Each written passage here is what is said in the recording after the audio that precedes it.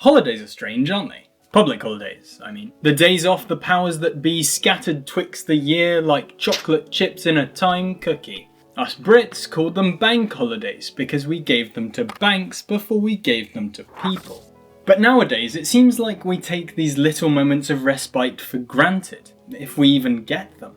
And we're too busy to think about where they came from and what they might mean, or might have meant, or might have meant to have meant. This video is about rediscovering the history of holidays. Reclaiming days in the sun with friends. Reclaiming rainy days in with the person you think you love. Reclaiming the days when you couldn't go to the bloody bank. Let's start there, then. In Victorian England. Before 1830, workers at the Bank of England would get 40 days off a year. 40! That's more than most people get now. However, that year it was cut down to 18, and then further cut to 4 in 1834. It was an industrious time, after all. Everyone was working hard, strength through joy and all that. Wait, what does that even mean? But okay, this was all still very bank-centric. We didn't get paid holidays for everyone until the Holidays with Pay Act 1938, clues in the name, by which time the industrial standard of the working day that we broadly recognise today had overtaken every sector of society. But hang on, it seems like there's a reverse trajectory here. What was happening before 1830? Well, you see, things were different in medieval times. Before I get started here, I don't think feudalism was good. Don't like the idea of mucking out a cowshed, or roasting a pig's butt cleft on a dirty spit.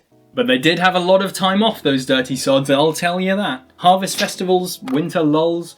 If you couldn't till the damn field, you weren't going out there. As Marxist thinker Robert Kurtz notes, even if the days seemed long, dawn till dusk in summer, it was never quite so. Even outside of agriculture, things could get pretty leisurely. Kurtz notes that 18th century artisans in the UK frequently worked a 4 or even 3-day week. And if we go even further back, ancient societies appear to be even more relaxed. Societies in ancient Greece had anywhere between 50 and 60 days off a year. Rome had as many as 165. Because they didn't have the baked-in institutional structures that incentivized long working hours for low pay. So Romans had long holidays. Then again, they didn't have Tamagotchis, or the letter W. Swings and roundabouts. During one period of unusually high wages in the late 14th century, European workers only laboured for around 120 days a year. Small as heck, even accounting for the long hours they might have faced. And strangely, despite the role the Christian church has frequently played in oppression, extortion, and the wrong kind of fiddling, it actually brought about substantial leisure time in the Middle Ages, through feast days and other religious holidays. So what changed? To help us understand this, I looked to Juliet Shaw, author of the seminal 1992 text, The Overworked American. Her key takeaway? Leisure exists in spite of, rather than as a result of, capitalism. You see, between the Renaissance and the Industrial Revolution, what made society work shifted in a permanent and all-round unexpected kind of way. In feudal societies, and Greco-Roman ones, custom, rather than competition, dictated economic activity. Working was not a strictly delineated pattern, it was more of a pick and mix of a day in the life. With the advent of mass industrialisation, a competition to produce the most, while spending the least, spread across the globe.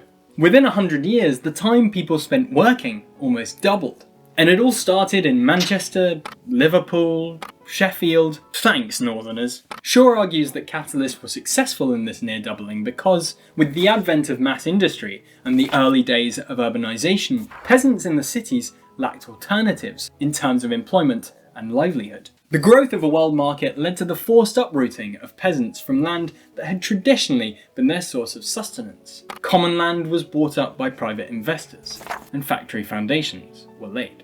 But while industrialisation was looking to destroy working conditions for the poorest in our society, socialists were looking out for the little guy. In the UK, often taken as a country with a placid, apathetic working class, the 19th century alone saw the Tolpuddle Martyrs, general strikes across England, Scotland and Wales, and the Merthyr Rising, the first use of a red flag to represent a political movement. But the thing is, all of these strikes were about wages rather than leisure. The working class had so few rights that they were still trying not to die, before even thinking about nice ways to survive. As their bargaining power grew through class struggle, unions began to discuss holiday time. The Marxist First International adopted the 8-hour working day as part of their programme in 1866, but as early as 1856, stonemasons working for the University of Melbourne in Australia were already running with the following motto: 8 hours to work, 8 hours to play, 8 hours to sleep, 8 bob a day. A fair day's work for a fair day's pay. Since when do Aussies say bob? They can't have bob, that's our bob, that's our... In any case, during this period, the role of time, previously abstracted as when does the sun come up and where has the sun gone, changed enormously. In the words of E.P. Thompson, time is currency. It is not past, but spent. Spent in an hourly wage down the factory, spent in the time and a half you get working on the Jefferson account, spent on your timeshare in Malaga. In other words, leisure and labour exist in a strange sort of Mobius strip, like a salaried scalextric.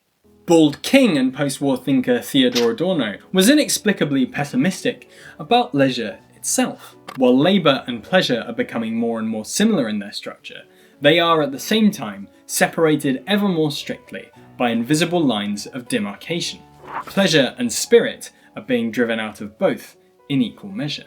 What Adorno means here is that the leisure time capitalism grants us is a little fig leaf that actually internalises all our expectations. If we have a little holiday, we'll come to accept the working day that accompanies it, and we'll come to structure our holidays in a more similar way to how we structure our work.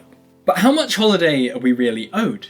Shaw calculates that, owing to productivity growth, by 1990 it was possible for American workers to sustain the same output they did in 1948, but take every other year off. They wouldn't have half as many Tamagotchis. They'd still have the letter W though, but they'd have twice as much free time. In all likelihood, the arts would flourish in such a world. If you took every other year off, you could finally finish that novel. But don't, because we all know it's crap.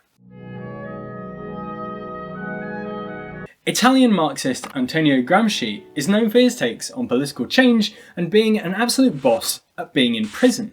But he also wrote a particularly tasty diatribe against New Year's resolutions. Gramsci took issue against the arbitrary nature of the new year. This turnover that wasn't actually fashioned from human life, not even from the harvests, but instead from the Gregorian calendar, such as it is much the same as financial years or school years, top-down institutions, as opposed to human experiences. What changes on New Year's Day that actually enables you to be a new person? All the systemic issues that might have stopped you from being that person before haven't gone away. You want to lose weight, but Krispy Kreme still has a stall in the big Sainsbury's. You want to start that hobby, but TikTok is still grasping at your free time. You want to make more video essays, but your name is Edmund Hyde and... This was Gramsci's point. New Year's Day schools us into accepting the situation normal. By framing change in totally arbitrary ways that line up with the systems we already have, while nothing actually changes. We probably hate public holidays for the same reason. They help frame the remainder of the year as part of some annual economic system, couched in old ideas of festive days whose spirit, as Adorno says, has long deteriorated. But there's one holiday that's the exception to this rule, and that's Mayday, which may find its origins in the Haymarket incident, a police-induced riot that, coincidentally, started out as a peaceful protest for the 8-hour day. In the UK, Mayday fundamentally changed its character during the course of the 20th century. But even in countries that maintained Mayday as a Labour Day holiday, something changed. As Marxist historian Eric Hobsbawm notes, once Mayday became a holiday imposed from above, its character was necessarily different. He goes on to say how the European Economic Community, which made Mayday into a public holiday, was a body composed of predominantly anti-socialist governments. Western official Maydays were recognitions of the need to come to terms with the tradition of the unofficial Maydays and to detach it from labour movements, class consciousness and class struggle. Holidays, shock horror, aren't supposed to be left-wing. What I'm suggesting here is that there's been a conscious effort since the advent of capitalism to suppress leisure, suppress organic celebration, and even suppress holidays for the workers, all in an effort to extract surplus value. Now we live in a Western world where productivity is stalling, but pressures for a 4-day week are being resisted from every angle. Even old Jeremy Corbyn's ideas for a few extra Saints days, the most patriotic, social democratic challenge to this issue imaginable, was slaughtered in the Murdoch press. Why? Well, as Marx put it, capitalism renounces the human needs it can't internalise. The less you eat, drink, and buy books, the less you go to the theatre, the dance hall, the public house, the less you think, love, theorise, sing, paint, fence, the more you save, the greater becomes your treasure, which neither moths nor rust will devour. Your capital.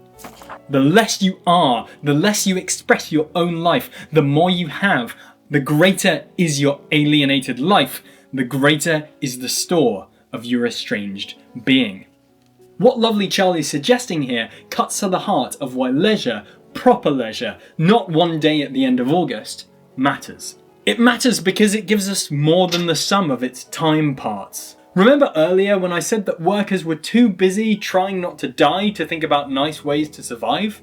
That's the crucial distinction. You see, once workers start thinking about how to live well, once they have time to think about those kinds of things, they start thinking about systems of exploitation. If you had more time to think about it, you might start to realise that our world is structured to revolve around work, to monetize not just goods and services, but everything else we do. Can something that used to be communal be part of the gig economy? Can something you used to do for fun be something you do for profit? Can Edmund Hyde get a payout from YouTube one day? If you had more time to think about it, you might start to realise that without these sorts of mechanisms, we could prioritise different things in our society. Reinvigorate the communal ways of life that, incidentally, were all the rage in Greco-Roman and medieval societies, and refuse to die with the onset of industrialisation. Think of common land, mutual aid, village councils. The capitalist way of life that urges a passionate few to become billionaires, while millions more become refugees, isn't a foregone conclusion. If you had more time to think about it, you might consider taking up fishing, or philosophising, or writing that cack novel. Making, creating, for our own sake and not someone else's. It's the most human thing we can do. But right now we're massively disincentivized from actually doing it, from creating the things we want to create, even though as a society we definitely have the economic bandwidth.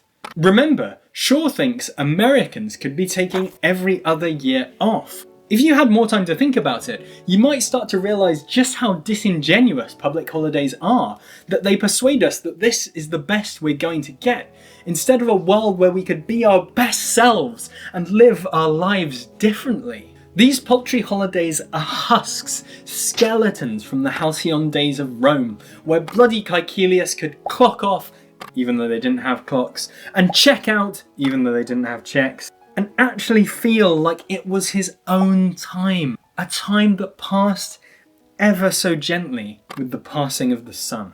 So next time you're having a relax on a public holiday, look up to the sun, watch it slowly bob westerly-like, and think to yourself, why can't every day be a bit more like this?